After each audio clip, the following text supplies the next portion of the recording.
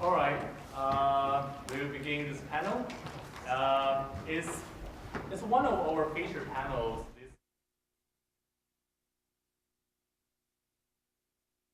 Director and Vice President of MIT Chief. Last year, we were very pleased to have invited a group of pioneering entrepreneurs, including the founders of companies like Hyperloop, Terrafugia, the MIT flying car company, Rethink Robotics, and TerraPower, the next generation of sustainable nuclear technology. So this is one of our missions to raise awareness for the general public about what is happening in the frontiers of science and technology.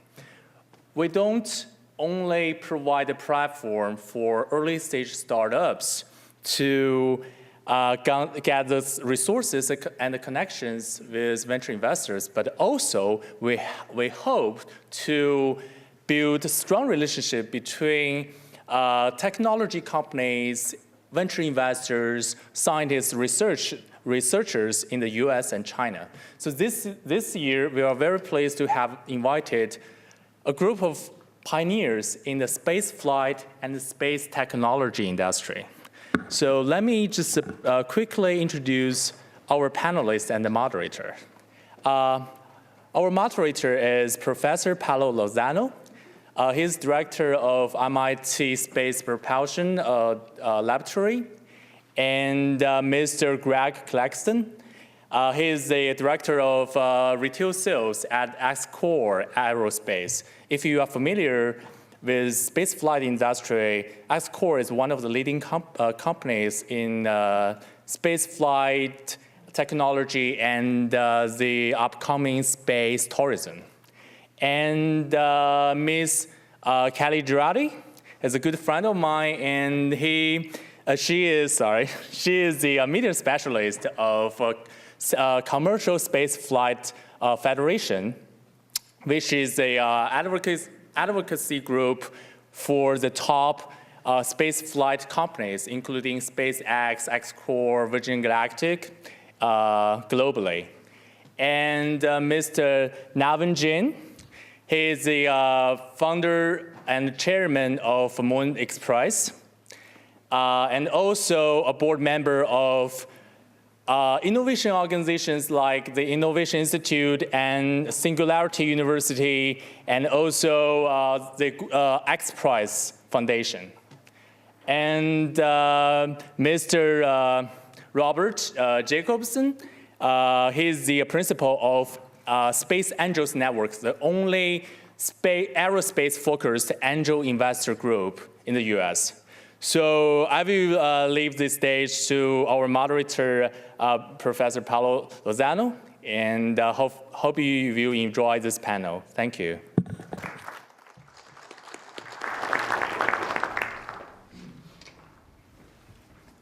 This is the panel. Thank you so much. It's a real pleasure to be here. It's very interesting that this year our department, the Department of Aeronautics and Astronautics, do I have my slide in here? Yes. The Department of Aeronautics and Astronautics here at MIT just celebrated its 100th anniversary. But if you, of course, make the math, you will realize that 100 years ago, aerospace was hardly a field. The Wright brothers' flight was at the beginning of the 1900s. So obviously there were no aerospace departments or fields of study for that matter before then. However, MIT has been one of the first places in which this very interesting and very exciting field of study started. And thinking about the Wright brothers, how do they accomplish this tremendous feat of taking off the air and flying a few meters and then landing? And then just 50 years after that, you have these commercial airliners crossing the Atlantic and the Pacific and transporting millions of passengers every year safely. It has been a tremendous advancement. And now we think that similar things can happen in the other branch of aerospace, not the aeronautics, but the spacecraft. the space exploration, the use of space for commerce and industry, tourism, for example. So we can expect many things happening in the future that are very interesting, and especially recently it has been very, very fashionable to talk about space access and the improvements in space technologies. So I don't want to talk too much about what I am doing. I'm here. I'm very happy to be guiding this great panel that we have in here. So I'll try to speak as little as possible and let our panelists talk. But just as a little introduction of myself, I work at the Space Propulsion Laboratory. We have a relatively large group of undergraduate students, research scientists, postdocs, and we work on development of propulsion technologies for spacecraft. And mostly what we call electric propulsion. And electric propulsion is just another type of propulsion that is used in space. This is not used to send a spacecraft to orbit. For that, we still need chemical propulsion. That's what boosters work by with chemical rockets. But once the spacecraft is in space, you can use any kind of propulsion to move it around. And it turns out that the use of electric propulsion has many, many benefits. In the slide in here, you can see a few examples of the kind of work that we do in our lab. We have experimental facilities, and we have tested many types of these electric propulsion devices. The big benefit is that an electric propulsion device, instead of creating an exhaust that comes from a chemical reaction, it comes from electric particles that are accelerated using electric and electromagnetic fields. And in general, what you'll have is an exhaust that moves very, very fast in comparison to just using chemical reactions. Very, very fast, actually. It turns out that if you take, for example, a molecule of water and you ionize it, so now it has electric charge, and you apply 2 volts, just 2 volts across a pair of electrodes, you will accelerate that molecule of water to a velocity that is about the same as the velocity of the most efficient chemical rocket available today. So it has a lot of benefits. And when you do this, you can save a lot of propellant. And that has a lot of benefits for many missions, particularly one that is very common is telecommunications. You have these very large communication satellites in orbit, and you don't want to bring a lot of propellant. You want to substitute the propellant with things that actually produce a profit, like channels for telecommunications. So substituting chemical propulsion engines by electric propulsion engines has a very big impact. And again, in our lab, we have been doing work in plasma thrusters and miniaturization of some of these electric propulsion devices so that we can use them in tiny little satellites that are very appealing for the new commercial era of space, and maybe we'll hear a little bit about that in our discussion today. So I would like to invite Greg to come to the podium and give a 5-minute introduction.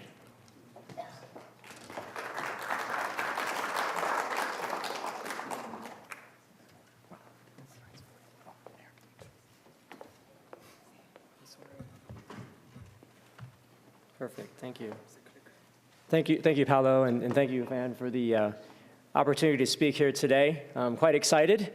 The term space tourism is really interesting because I've been involved, just a little bit about myself, in space tourism for over 20 years, before the term probably was even around. Back in 1995, I helped open up a company that offered flights to the edge of space in MiG-25 fighter jets. When Russia broke into its independent states, there was an opportunity, and we went over there and opened up the doors for space tourism.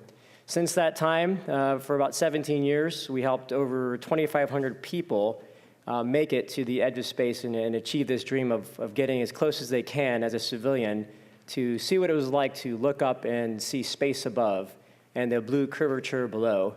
And that's how I landed at XCOR. Because after doing that for 17 years, I decided, what's the next thing? It was space. Going to the edge of space was incredible. And now XCOR was a company that was founded in 1999 by 4 founders and in Mojave. And they started as a rocket engine company. And today, the innovation behind what we're doing and traveling to space, a couple different things, is the frequency of travel, which will be 4 times per day in a reusable launch vehicle. This vehicle will go to 100 kilometers, and that's 20 flights per week, basically. How is that significant? Example, talking about experiments in space. A researcher can go up and take their experiment to space, check the results, send it up again, make some tweaks, send it up again. And never before has that opportunity been available to anyone. Also, the cost of such a flight is a lot lower than a sounding rocket. The cost for our flights are $100,000 per flight. So from the business side of what we're doing, it's not only the engineering being very innovative, but the business side, we're really good business people. We use LOX and kerosene as our 2 propellants, and it's a quite exciting endeavor. On the participant side, we also do, myself, I have a ticket to go, and I'm looking forward to that. We've sold over 300 tickets since we started about 3 or 4 years ago selling tickets. And let me get to the next slide here. Here's the flight profile. This is what it looks like. And we use a horizontal takeoff. So there's no mothership. We're 3 minutes under rocket power, and I'll show you one of the rocket tests soon.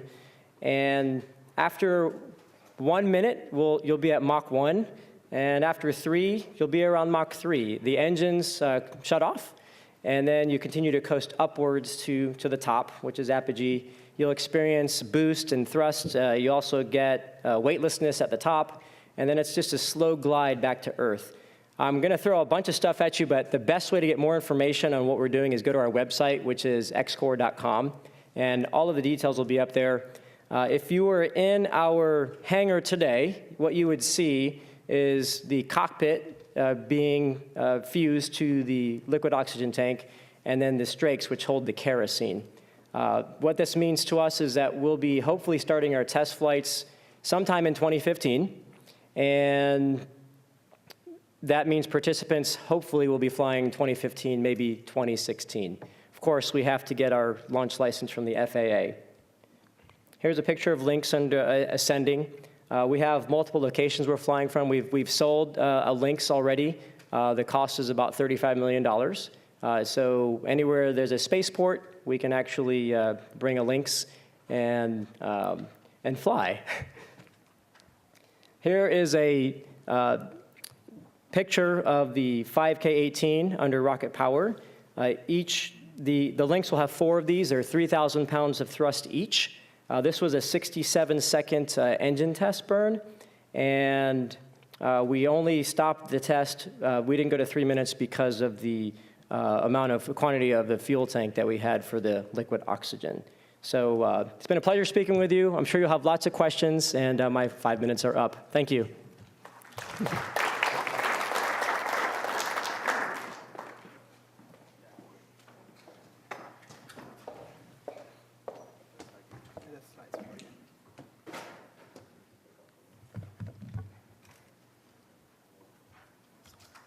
Perfect. Awesome. Thank you so much again for the opportunity to come speak. I'm Kelly Girardi. I work with the Commercial Spaceflight Federation. We are the U.S. trade association of leading commercial companies and organizations and businesses that are working to promote and the development of commercial human spaceflight. So, of all of our members, we have over 50 now, XCOR, Moon Express being 2 of them right here. What these companies, we have a variety. We have developers, we have operators, we have spaceports, we have an entire variety of industry. And what they're doing are creating thousands of high-tech jobs, preserving leadership in space, and inspiring young people to study STEM. This is an industry that is really driven by over $1 billion of investment right now, which is a unique factor. If you looked at the industry about a decade and a half ago, this was really the entire landscape of what you would be looking at. And I think the most amazing thing is that today, this is just a fraction of the companies that are represented when you say commercial spaceflight industry. You'll notice XCOR and Moon Express again up here. And these actually are all members of the Commercial Spaceflight Federation as well. And when we talk about democratizing space and things like space tourism, it's important to understand that in the entire history of mankind, only 540 people have ever been to space. That's it. Companies like XCOR and some of the others up here have the capability to double that number in the next few years alone, which is a really big deal. And another interesting point is that space tourism is really just one small part of a growing industry. The beauty of this industry is its diversification. These companies have managed to reinforce existing markets, to progress enabled markets, and they've unlocked growth markets and services on the ground. So it's really quite a unique, diverse industry.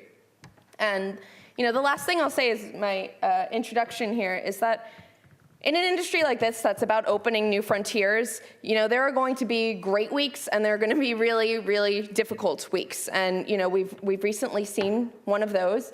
But it's important to remember that when you're opening a new frontier and you're democratizing space and expanding Earth's economic sphere, these are things that are going to happen, and they can be very tragic and difficult, but we have an entire diversified industry that's moving forward together.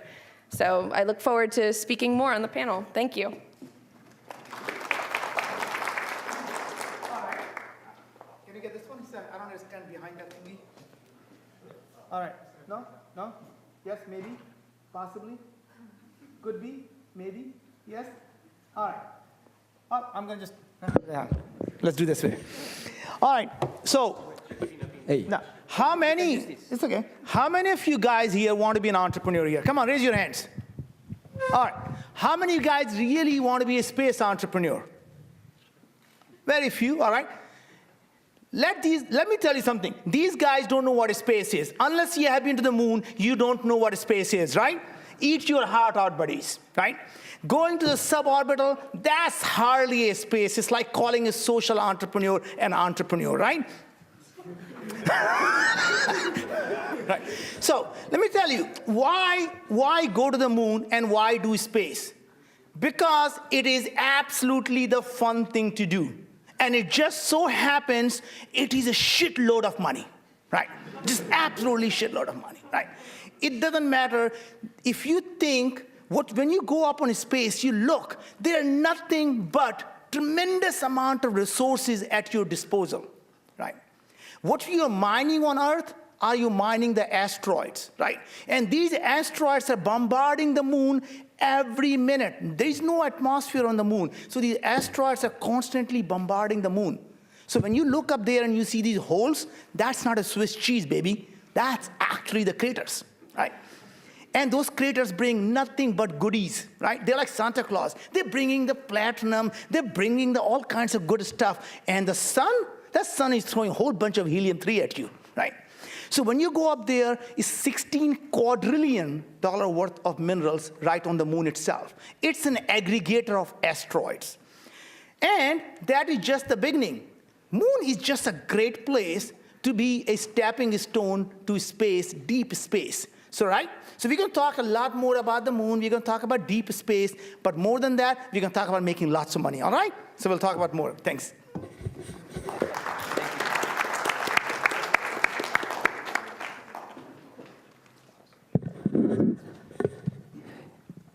Ni men hao, 我是太空枪手公路的罗伯特雅各布森，我很高兴今天能对你们讲话。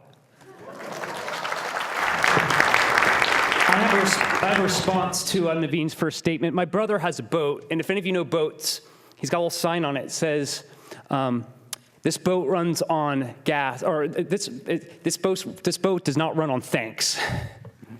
So we are the fuel. I'm with Robert Jacobson with the Space Angels Network, and we provide the fuel for these space startups, being capital, because it's definitely an expensive endeavor.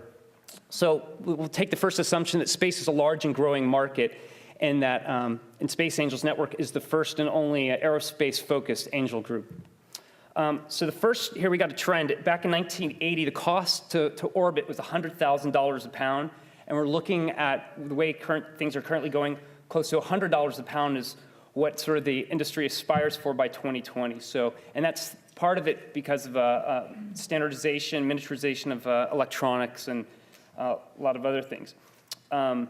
So now we're just starting to see some entrepreneurial and private efforts within the space industry that are disrupting it through groups like XCOR and Moon Express. And then there's some also really great things going on the small satellite propulsion side. I know that Paulo's has some students working on some of that. But space is multiple markets. It's not just about rockets. It includes carbon monitoring from satellites, agricultural health monitoring, mining operations monitoring, oil storage, humanitarian aid. There's really a lot of different sectors that can benefit from space. So there's a lot of change right now, disruptive innovation. And if we look back, and back when electricity took 46 years for electricity to be fully adopted by 25% of the population, and the net was 7 years. Space, I think the jury's still out, but hopefully we're at a tipping point where space will be open for the mass, or at least a larger part of the population this century. But it's a lot more than just satellites. It includes microgravity research, satellites, habitat, and real estate. That'd be like a spaceport and logistics around that, in-space services, space resources, space energy, which has been alluded to earlier. So there's now quite a few opportunities. It's not just about the rocket. So for all of you who are thinking you might not be able to become space entrepreneurs, there's a lot of ways to get involved with it. Jeff Grayson, who was the founder of XCOR, Greg's company, he wanted to get into the orbital business, but didn't have a place to start. So what he started with was something small that had revenue, and he built igniters. And he basically built incrementally on his dream to eventually be able to get to an orbital system. In 2013, there was over $200 million in private investment put in the space industry, and they range from NanoSatisfy, which is known as Spire, that got some press attention, to SpaceX, to the acquisition of Climate Corporation by Monsanto. Also, increasing public awareness. You have everything from the Red Bull Stratos jump to alcohol companies, Gravity, Sports Illustrated, which some of the guys may have seen. And there's also now a little more support for the bigger ideas, such as championing, becoming an interplanetary species with SpaceX's efforts and Mars One, Planetary Resources looking at doing asteroid mining, as well as Moon Express here looking at developing lunar resources. So I'll tell you just a quick pitch on Space Angels Network. We were started in 2006.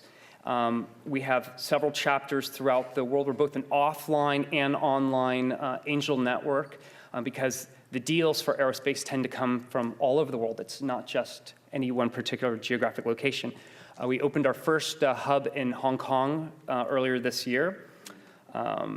This just sort of demonstrates the problem that the angel groups typically were geographically focused. So by having a distributed network, we're able to sort of kind of funnel a lot of deals into the Space Angels network pool.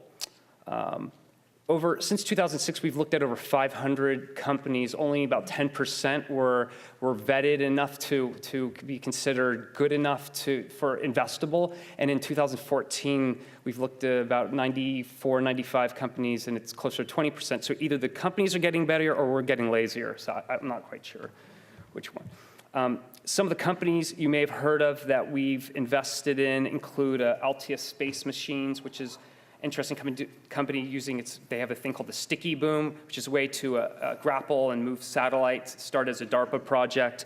Icon Aircraft, Laser Motive, which is a power beaming company out of Washington. Space Adventures, XCOR, Zero Gravity, Planetary Resources. There's quite a few.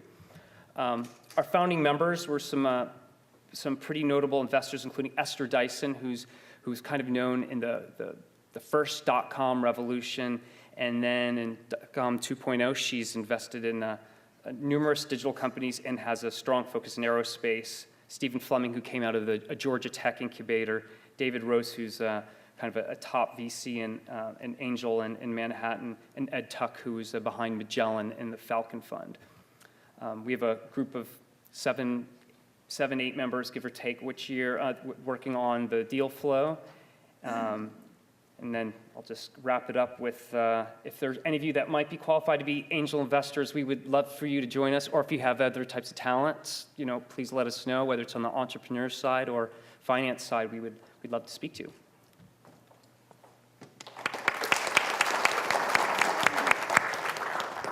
Okay, thank you. Oh, excellent. All right, so we open for a 25-minute conversation in the panel. And I think that I want to start this by talking a little bit about opportunities. What are the opportunities? Because we already talked about tourism, we talked about mining, we talked about many of these things. For each of these, there are many challenges and there are many potential profits that we could get. And one has to be very strategic in how to attack these problems. And I want to ask to the panel, in your opinion, what is the most relevant problem to attack first, and what are the challenges that we need to, solve? So we can start in the same order, or you can jump in. I'll jump in. Excellent. Access, the word access is a big one, because I think we have groups, I'll call maybe a group like SpaceX is like a logistics, they're building infrastructure. And I think where it gets really interesting is when we can develop applications on top of it. It's like you can look at maybe the Cisco Google analogy where, Cisco's got all this backbone, and groups like Facebook or even Apple is maybe more of a logistics and infrastructure. And we need to get more access so that other entrepreneurs can come in and build all these applications on top of and do all the cool things that we dream of. Going back to the, if you compare this to the internet, there are going to be the people who are going to lay down the underlying fiber. But the people who make the most money are the people who provide the last mile solution, right? So companies like SpaceX are really, in some sense, providing the underlying fiber that you use. But at the end of the day, the companies that are going to make the most money are the ones that are providing the last mile solution. So whether that happens to be the company that are tugging the satellites from one orbit to another orbit, or moving them into a disposal orbit, as opposed to satellites using their own fuel in the last 6 months and wasting the fuel to go to the disposal orbit, you can have a separate spacecraft that can allow these satellites to use the complete fuel, and towards the end of their life, you can move them to disposal things. It could be the biggest, if you think about space, the water or the fuel, if you can create what you need in space itself, that fundamentally changes the game. The most of the cost of going to the space is the fuel. And every single pound that you have to take extra from the Earth is the most expensive pound. And if you are going further, whether it's to land on the moon or somewhere else, you need the fuel. What if you don't have to take the fuel from Earth? And what if you can refuel them either in the moon orbit or in the Earth orbit, so you don't have to take it out of Earth's gravity?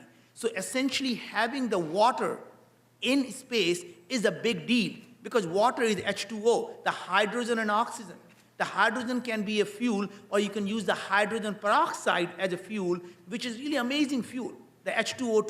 So you take the hydrogen peroxide and tiny bit of things like kerosene really lights it up pretty nicely. So I would say there is tremendous amount of opportunity in space. It's not just about resource mining. In the things that you do in space also have a very terrestrial uses. So think about when NASA JPL is looking at the life on Mars. Basically what they're doing is finding the bacteria on the Mars soil. The same underlying technology can also be used in healthcare on Earth, so you can spit on it and you can find if you have some type of a bacterial infection. It's exactly the same technology. Or what they're using, the electronic nose in the space station to find if there is a infection in air, you can also use them in hospitals to see if you have in the air a staph infection or the MRSA infection. So the lot of the fundamental technology that is being developed for space not only have a great usage in space, but they can also be used on Earth to solve many of the problems that we face as humanity.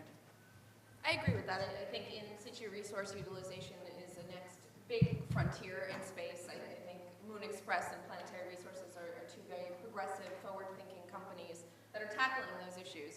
In terms of areas that are, more ripe for disruption in the industry outside of actual in-space, I would say that, the satellite market has been proven to be the most robust currently in terms of just investment and quick progress and change. We've seen the move to small sats, possibly the disaggregation and maybe the Department of Defense from big birds down to smaller constellations, which are all really exciting things. I think that there's still the biggest need that I see in the industry is cheap access to space. Just as a general rule, launch services are going to continue to be the holy grail of that next step forward, really going off what you said, Naveen, about every pound that you have to take up is the most expensive pound that you're accounting for. And when we're able to bring that down to an order of magnitude, we've really done our job in democratizing space, opening it up for fun, for experiments, for everything that we actually want to do up there. So we're making great progress there, but I see that as a major goal that we need to keep working towards. Definitely to piggyback on what Kelly's saying. One of the biggest things I'd say, starting with the challenge, is getting people inspired about what we're doing is difficult sometimes. And bringing, if you were to come to our hangar and see what we're doing firsthand, you'd really catch the vision of what we're trying to do when you actually see hardware being built. And it's not just an idea that somebody fashioned and put on a piece of paper, and that there's actually stuff happening and investors investing in our company and 300 people buying tickets and getting the message out worldwide. We just opened up opportunities in Asia in June 2013, and that represents obviously a large population of the Earth. And so just inspiring others to do, just to latch on to what we're doing is one of the difficulties, but we are making progress. I don't know if you've heard of the movie Interstellar, but we're giving a ticket away through Interstellar, so if you go to fandango.com, you can actually see this. So again, an awareness campaign, getting the message out about what we're doing and inspiring others to do the same. So that's one of the things that we're really focusing on as a business side of X-Corp. Well, I'm going to actually, the fun thing is this panel should not just all agree on things, so I'm going to start disagreeing with somebody here. So let's pick on Greg here. So first of all, inspiration is the least of the damn space industry problem. It is the most inspiring thing you can ever do. I've yet to go to a party and you tell someone what is it that you do as an entrepreneur. I'm mining the moon. They all look at me and say, you know what, you're damn crazy. And he said, God damn, I'm crazy. So inspiration is not the problem. Inspiration is there. I have never seen and spoken at a place where people don't rise up and say, can I invest in the company? I've never had a problem. Let me defend my friend Greg here. Right. So I agree. Inspiration, not something to build a business case around, sure. But what is something to build a business case around is there are not that many people that can do what you can afford to do and invest in these companies to do it. So to do so, you need to create opportunity for the average citizen. So that all of us in this room who do think space is the ultimate frontier, the coolest thing, and of course we want to go, everyone wants to go. But for those, that are not going to have a company that's going to take you all the way there, what we can hope for is this first step, and that's creating opportunity for the average citizen. So inspiring that hope and fueling it keeps the next generation engaged in something that we I agree with you, actually. I think we all agree we are space cadets, and we love. Inspiration is not a problem. The inspiration, I think, is there. I agree. But let's ask another, I think, fundamental question, which is the resources are there. You pointed out very clearly. And the market is there for space tourism. I think that's also very clear. And the apps, once you have access, are also going to be there and are going to provide a huge benefit to all those developers that want to work on them. However, to get there, what do we need to do? I want to talk about collaboration, and I want to talk about investment. So is this going to be the government? Is this going to be a combination of government and investors, private investors? Is this going to be an international effort? We need to get to a point so that all the rest of the things start to come into play. So the best, I think you need government for everything. And the best thing you need them for is to get the hell out of the way, right? So if government gets the hell out of the way, the shit happens, right? And the good thing is, in the space thing, they are mostly don't have a clue what to do, what to regulate. So in some sense, space is the wild, wild west. So I really believe we are living in an amazing time. This is the time of your life. You can go out and do things that never were possible before. So you're living in a wild, wild west. You go over the hill and you dig for the gold because it's yours for taking. And space is exactly that. You can go up there. There are no one who tells you you don't have right to do so, because everybody has right to do it, right? So I believe now is the time for space entrepreneurs to go out and do amazing things. The things that Kelly pointed out, it's really something in terms of access. If you can find a way, instead of using chemical rocket, to use some type of a microwave electricity to be able to actually guide the rocket and take it out of the Earth gravity, more power to you. A space elevator, or find a way that makes the access cheaper.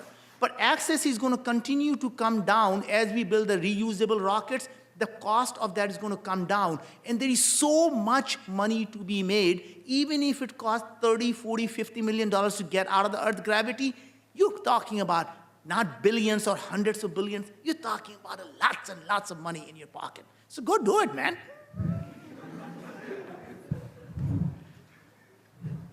Since this is a forum on China, I thought there was an interesting point where I'm looking at China is a purely government-focused program, and there's a little activity in the private space. They had I think they had a probe that went out around the moon, came back on the 31st, and there was some instrumentation out of a group on Luxembourg, which is great, and I wish they do more of it. But what I sort of see in it, and I don't know it'd be interesting to see how many of you are like Chinese nationals versus US citizens, but I would like to see more private industry there, because what China's kind of doing right now is kind of recreating all the kind of bad government space programs just in a more condensed period of time. It's very expensive stuff, and I think that the country, and although they're learning a lot, and they're going to probably land a man on the moon and do all sorts of the great things, if they enabled the private sector to really to flourish there.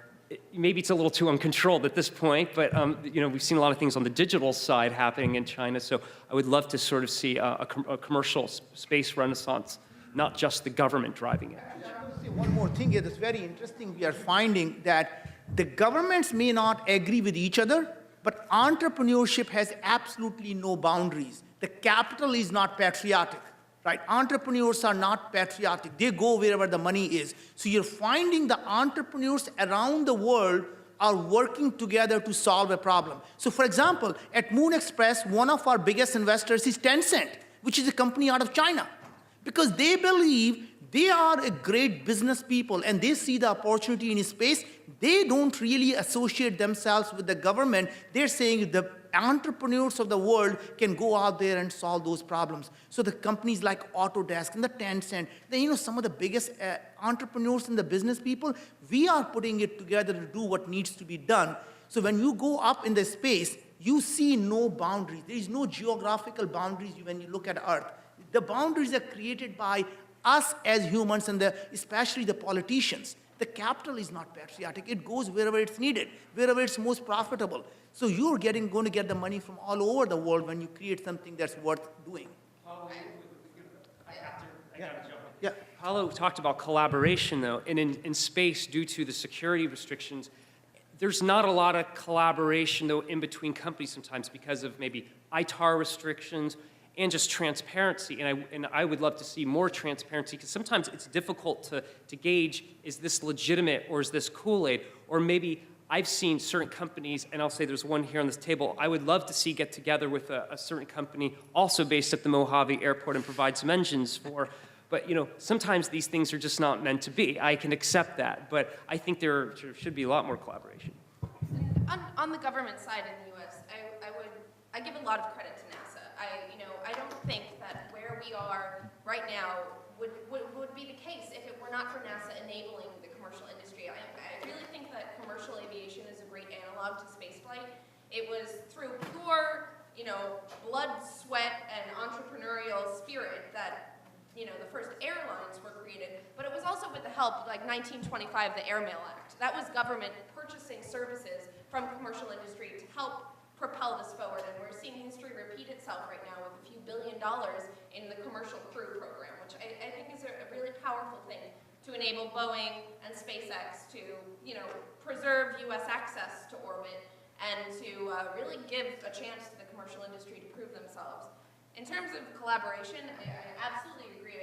I think that, money has no nationality and that unlocking space is a global effort. It's really a global goal, and it should be. And I think one of the areas that's going to come up soon that will require collaboration globally is the issue of space debris. I think that that's probably the next step where, regardless of nationality, it's just an international effort and something that will be forced to be discussed, in a global conversation. So that's sort of what I see as the next big global step. Kelly, it's hard to disagree with you. I got to kudos to NASA. I mean, NASA has been just amazing to work with. We work with every NASA center, and they have been just so cooperative in terms of helping us with whatever we need, from software to hardware to expertise. So I really think, in some sense, that NASA has taken this to heart about really enabling the commercial space center and doing what it takes to make them successful. So kudos. Yeah, you're right. And to your point, I mean, NASA, when you say government, of course, it's, sometimes NASA gets hamstringed by politics. So that's absolutely where commercial industry can come in and really reduce the costs of what government would spend X dollars on. We can do it for half, which is, an amazing achievement. On the NASA front, I mean, I know XCOR, we're pleased with what progress we've made, working with Space Florida, and we have an MOU signed with Kennedy Space Center to operate from the SLF, and that's something we'll also be manufacturing from Kennedy Space Center. They do have lots of vacant facilities there that we'll be utilizing down the road. So, yeah, absolutely, it's a key thing to actually get organizations like NASA involved in what we're trying to do, and it's not been. You said it's easy, right? Or maybe simple, but not easy. I think that's really. To be honest with you, we're working with NASA Kennedy. We got the shuttle launch facility, Launchpad 36, which is very historic from the moon. So we are at the Launchpad 36. They gave it to us almost at no cost. We are working with NASA Marshall, NASA Johnson, NASA Ames, NASA JPL. Ames gave us, $50 million flight software at no cost to us. We have the best people at NASA helping us do what we need to go to the moon. And it has been really easy because we have really captured their imagination. And they know they are hamstrung because the political people have told them they can't go to the moon. There are people who have spent all their life doing nothing but wanting to go to the moon. They built the lunar lander, they have built everything, and they can't get their dream to die. So they're saying, if you are the one who's going to go to the moon, we want to give you everything we have done for the last 30, 40 years so that you can do that. So to them, it is the work that they've already done, and they like to see the light of the day. So I really think to be successful in life, you have to capture the people's imagination. You have to allow them to dream. You have to give them the dream they can be part of. The reason people don't succeed in life is because they can't capture the imagination. And I'm not saying there's anything wrong with Virgin Galactic or doing a suborbital flight. It is extremely cool, but it doesn't quite capture the people's imagination of going to the moon or going to the Mars or to be able to do something that are just so amazing that they would like to do. And it's a first step, and I love suborbital flights. But the point is, you got to be able to go do orbital and beyond the orbit. So I really think, in some sense, if you can capture people's imagination, amazing things will happen. You should be able to crowdfund the whole thing. There is no reason you could not get this thing. There is so much money out there. You just have to capture it. It has to resonate with people. Money is never the problem. It's never the issue. I agree, and just some closing thought on that. I think in answer to your original question, what is the business case here? I think it's a mixture of public-private partnerships. I think it's a mixture of crowdfunding. I think it's a mixture of global investment and all of those things together, which frees up resources for NASA to explore. Yeah, that makes a lot of sense. And just to get a sense to the people here in the room, where is the tipping point? At what point in the future do you anticipate that we're going to start seeing these big projects materialized? Again, space access, we know, is a very, very difficult thing, right? And we had, as you pointed out, Kelly, We had bad weeks, and we also had very good weeks this week. For the first time, we had a comet landing. That was very fascinating, and that captivated the imagination, and it was very inspirational for a lot of people in the world. But at what point, actually, we can expect to see the impact of entrepreneurs occurring at a global scale? Well, the tipping point happens the minute the things happen. You create, think about it, where the tipping point will happen. It is that iPhone that tipped the things to the smartphone because it allowed people to do things that was never possible before. And I believe when a private company lands on the moon, that will be that singularity moment, then people will start thinking about what applications can be created now that humanity can cheaply go beyond Earth orbit and go and land on the moon safely and cheaply. And suddenly the applications that people have not even thought about that will become possible. Just like when iPhone first came out and they said, let's open an application store. If you were to ask people before that happened, what would you do with that application store?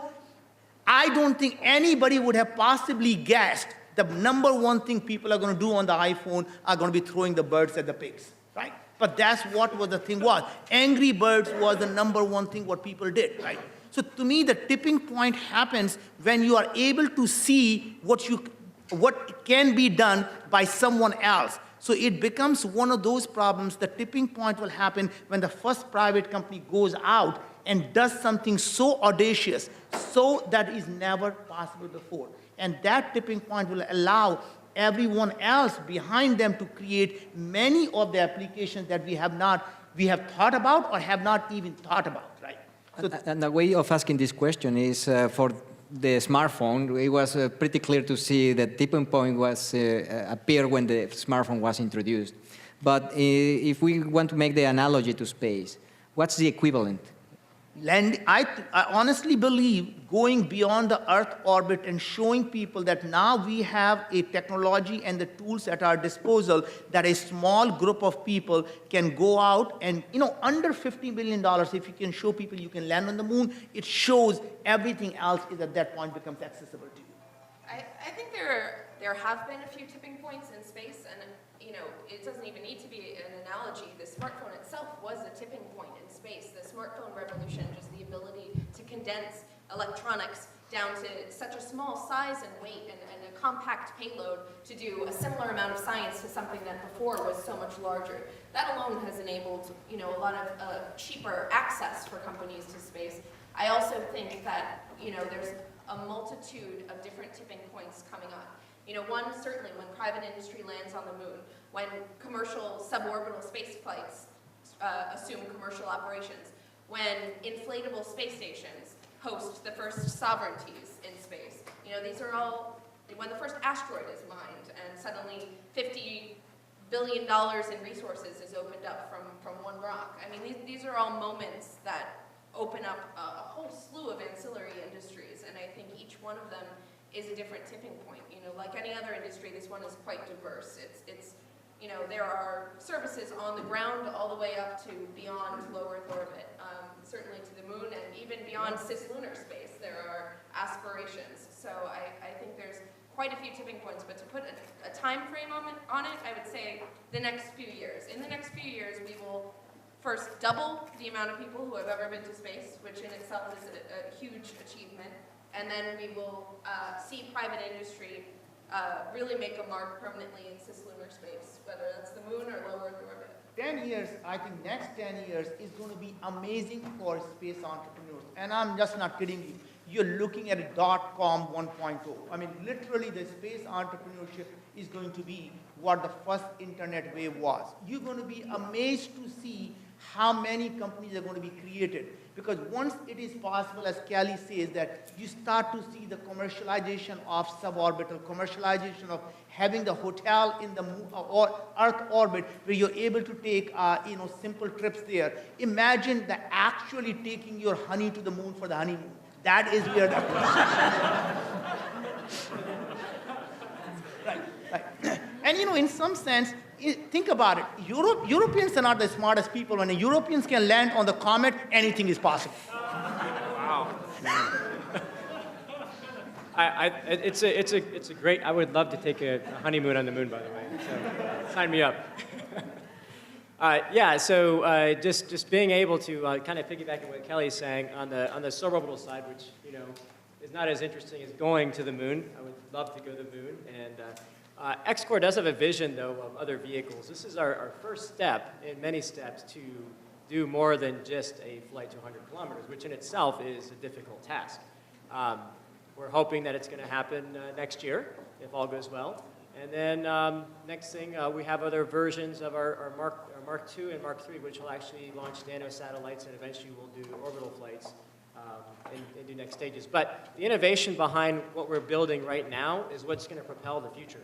And that's the key in what we're doing. Companies like ours who are developing the rapid turnaround for the rocket propulsion systems, using cheap and expensive ways so that we can bring the price down eventually. In addition to that, we're going to bring a whole new subset of astronauts to this world that people have never seen before. These are normal, average people who aren't superhumans who get a chance to fly to space. So we're going to collect lots of new data just on humans and how they are interacting in space and G-forces and what their minds are doing when they're up at 100 kilometers. And all this is going to be interesting data that we can learn from, and that's very valuable information. So it's an exciting, very exciting part, especially for us, the next year or two, 10 years even more so. So we're excited about that. So, Robert, I'm not going to fortune tell. I'm going to help the aerospace industry make their fortune. And we want more people involved with it, doing this stuff. You can get involved. It's not just this. Space has been too much of it's been a very protected type of, it's been almost like a club. And we want to make this club, it's a big party, and we want to welcome everybody to it. Excellent. I think the theme is democratizing space, as Kelly put it. At this moment, I think I want to open the floor for questions to our panelists to continue this discussion. So we have one question over there. I just one comment, which is that I view space as the perfect metaphor for pure possibility, pure imagination. So it's wonderful to hear of all the things that are going on. I'm specifically curious whether, and it may be Mr. Jacobson or the rest of the panel to address, whether the startup biotech biopharm or established big pharma has shown any interest in doing anything related to healthcare in space. Yeah, Merck, I think, has something on the ISS, and there's a great company called NanoRacks. It's a logistics company, and they help everybody from students, and students like high school students, all the way up through academic researchers, enabling access to the ISS, which is, the American portion is a national lab. So there's a lot of interest. There's another company that we've been involved with called Zero Gravity Solutions, Inc. They're taking different experiments up. They've got a product that's for sale. It's an agricultural product. I know they're working on a cancer drug. They're long shots, but if even one of them have a payoff, then all you need is one success, right? I'm going to throw out an idea, and hopefully someone in this room will run with it and make it happen. Back to Naveen's point about spin-off technologies and terrestrial applications, what I would love to see happen is an IP consortium where companies like GE and all of these companies that are pharma investors, where 5 to 10 million really isn't too much for them to invest on the chance that something comes back for a terrestrial application. I would love to see some sort of consortium come into play where the IP is reserved for these companies for terrestrial use and allows the space companies to go and build and unlock and do what they're going to do in space. I think we're about to see some sort of creative funding structures because I really do think it's worth the gamble for those big companies to take a risk that they're going to have some big terrestrial IP that's meaningful. So I would love to see that happen. I don't know, but in a like $1 billion unlock way for one prize. Like let's forget the X Prize. Let's do the cheap access to space IP consortium, and make a prize and unlock that. We definitely want to see that. Okay, I want to thank you guys for your presentation. Yeah, you don't have to explain that space is exciting. It's exciting. I'll try to condense my question because there are some complexities to this issue just by the very nature. And obviously, we've seen the effect space has had on new technologies coming about. You guys just talked about the spin-off. There's a couple of things that I think just have to be addressed. Number one, it's obvious that there are governments that have had, in the recent period, not ancient history, success with their space program. I actually think that the Chinese space program is something amazing. It's a fantastic program. And for example, the rover that's on the moon, the Jade Rabbit, the U-2, or however you say it, but these Chang'e rockets that are going up there, they're looking into things like helium-3.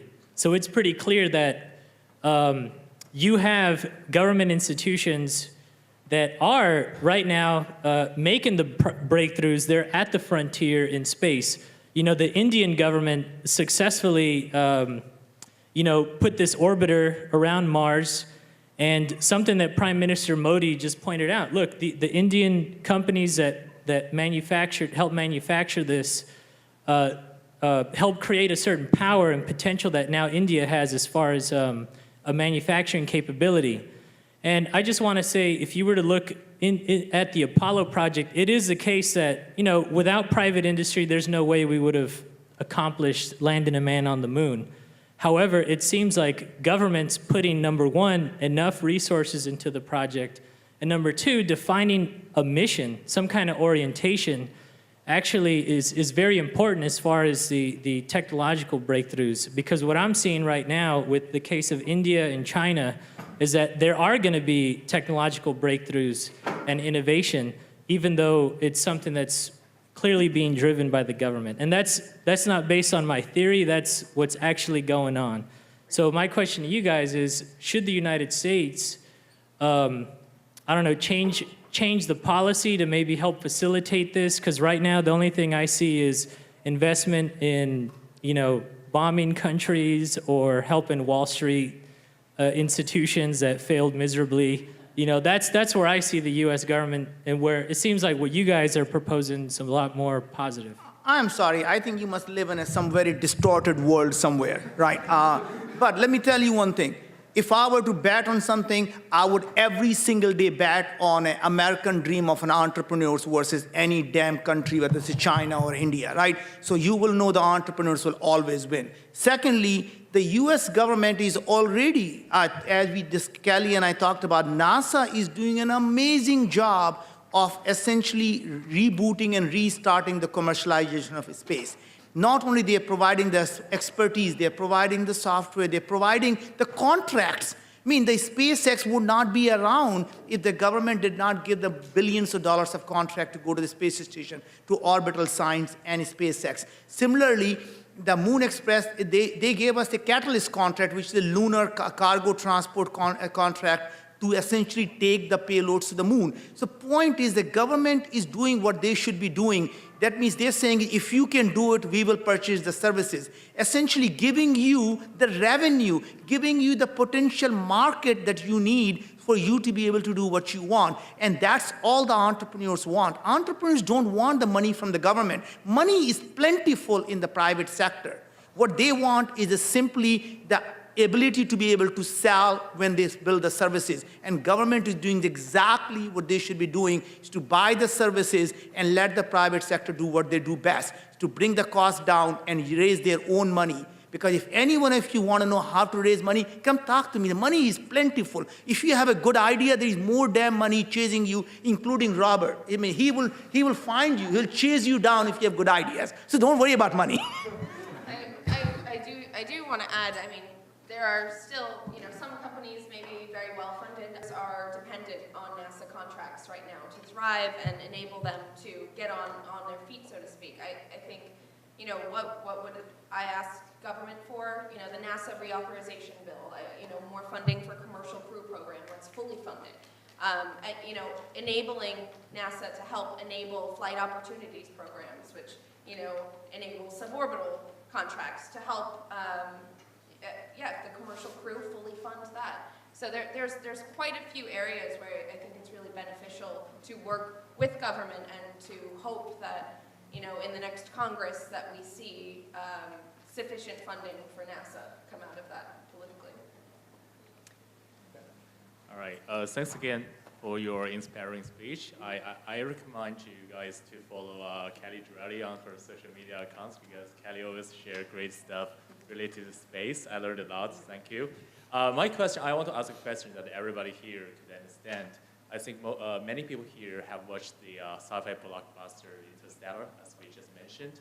So my question, there are some points in that movie that really interest me, like the last human-like robot TARS, because it's less like human-like approach to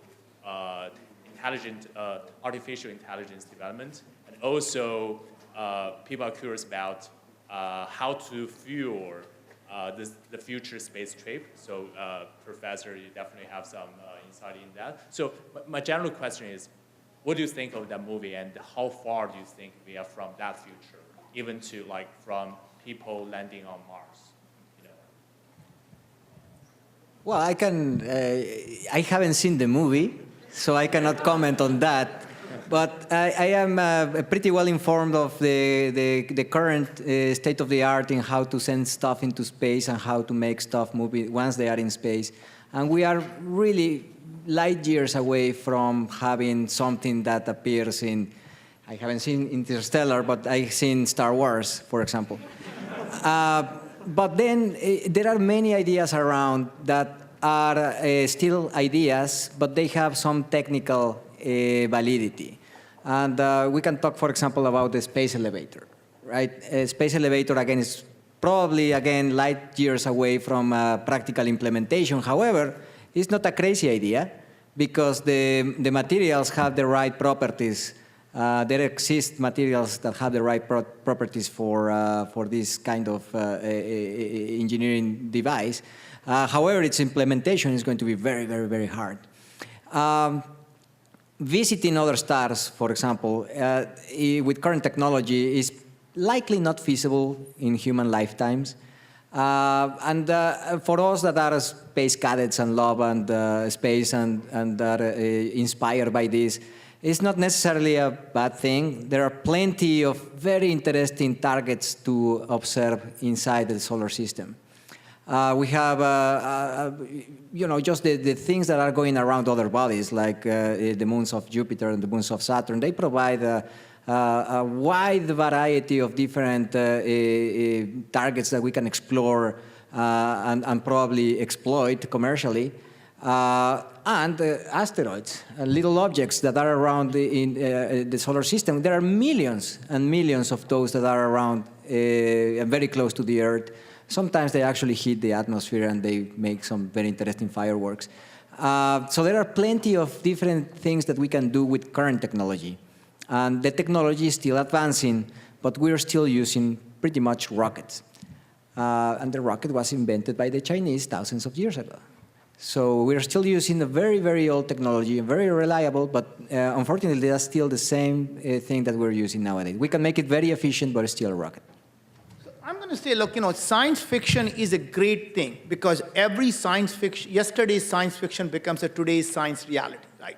So things that, you saw the Minority Report 10 years ago, today all that user interface is becoming real. So to me, the things that you watch today in our lifetime is going to become real. And I respect the professor here but you know what? Looking at what is being done today is like driving a car looking at the rear view mirror. You can't. The things are advancing so fast. The problem is the human mind is incapable of understanding the exponential technology. And let me give you an example. You take 30 linear steps. Every one of us can say 30 linear steps will get you all the way to the top. If I were to ask you, if you were to take 30 exponential steps, how far would you go? Anybody, guess. How far? From here to LA? Maybe here to New York? You know what? 4 times around the earth. Human mind just cannot understand the concept of exponential, right? Because 2, 4, 8, 16, 30 steps by the time you get there is massive. So what happens is when you are on the exponential technology, the things that you can't even comprehend that it will happen in 10 years, suddenly you say, where did that come from? It was because it was exponentially growing. So never, ever, when you go look up there and someone tells you the sky is the limit, tell them sky is nothing but a figment of your imagination, and only thing that limits you is your imagination. So, Kelly, I wanted to follow up on your comments about space debris. Liability is and responsibility in space are a key issue, and currently we don't really have a great regime with space debris. And the Iridium satellite collision in 2009, I think it was, showed just how difficult it can be to recover from recover costs when there is an issue. Do you guys see a liability regime arising in space? Is there needed one? And especially when we have actions like the Chinese government launching, taking a satellite out via missile and doing it from below instead of launching it over and down and creating more space debris, should there be more liability also for governments acting in space? I think, would I call it a liability regime right now? No, probably not. What I would call for is the need for a global discussion about it. Certainly it's important for every country on Earth to know when every other country is launching something, and we do that now. For example, before China launches, they make sure that they're not in a trajectory path, of course, just out of pure safety. I think that as we open up this frontier and as more people are launching in space, there will be some protocol put in place. I don't know what that will look like yet. A company called Escape Dynamics has actually just done a study on the feasibility of perhaps taxing space debris or how that would come together, and they have some really great up-to-date stats on that. But I would say the first step is just a global conversation about it, and then figuring out the risk mitigation from there and what should be the necessary steps from the people in that conversation. But definitely something worth looking into in the next 10 years for sure. Yeah, that's a good question. We have a question. We have only one last question because we are running out We of time. have the last question over here. Yeah. Thank you for the opportunity. So I've got a question for Greg. So you mentioned that Xcode is still waiting for the permit from FAA. So what is the concerns from the government side, from the administrative side?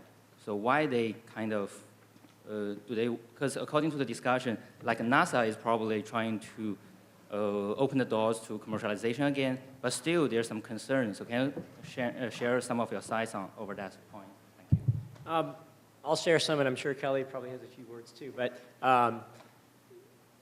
we have the Lynx is an experimental spacecraft. If you look on the side of it, it's experimental.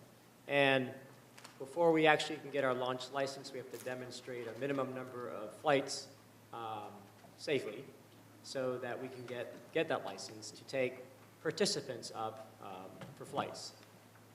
How many flights will that be? A minimum of 50, maybe up to 200. It hasn't really, we don't know yet. We haven't flown it yet. So once we start flying, we'll have a much better idea of what it's going to require. As far as the safety factor, I mean that's obviously one of our biggest concerns. Biggest concern is keeping people as safe as they can be inside of the cockpit, and also providing a way out if they need to get out. So, yeah, until we get there, we may not know what those things might be, but we're definitely working towards it. But we do need to meet the minimum requirements that the FAA guidelines have set up. So. And right now we're working, the FAA, the Office of Commercial Space Transportation, is the regulatory body that is granting experimental licenses. A lot of aircrafts are working right now in what we call the learning period, where AST is the name of the office in the FAA, but their job is to keep the public safe, and they've really been doing that while also enabling commercial space companies to innovate and push the envelope of technology forward, and they've been doing a really great job at allowing the industry to progress and keeping the public safe at the same time and allowing for this innovation to take place. So, it's a great system so far that's working together with the FAA and private industry. Excellent. All right, thank you so much for our panelists to give us such an inspiring speech today. And I hope everyone here enjoyed the panel and found inspirations, especially for entrepreneurs to get a clue how to get involved in this space. And welcome to check our website, and we will provide more information, especially related to the topics of the panel on our social media. Let's give a loud applause to our panelists today. Thank you very much. Welcome.